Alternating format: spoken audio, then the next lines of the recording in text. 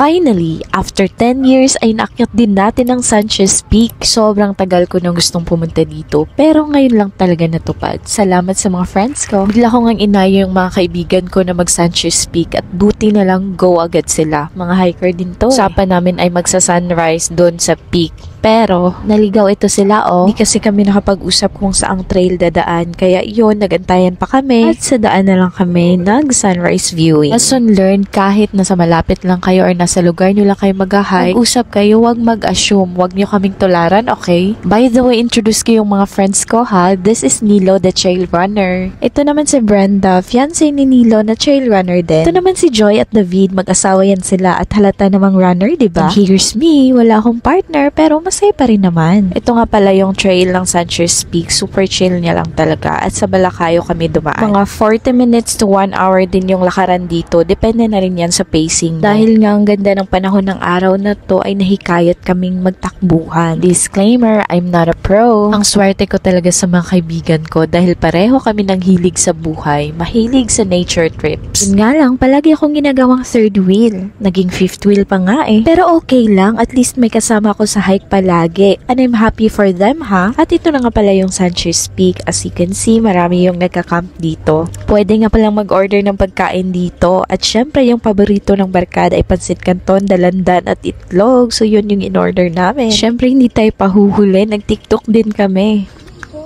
Ang dami nang nakapark na mga motor at sasakyan pagbalik namin sa jump-off area dahil nga Sabado ng araw nito at ang daming nag-hike. Kung malapit ka lang din sa Jansan ay puntahan mo na ang Sanchez Peak. Napaka-chill hike niya lang at definitely recommended for beginners. Follow me for more adventures!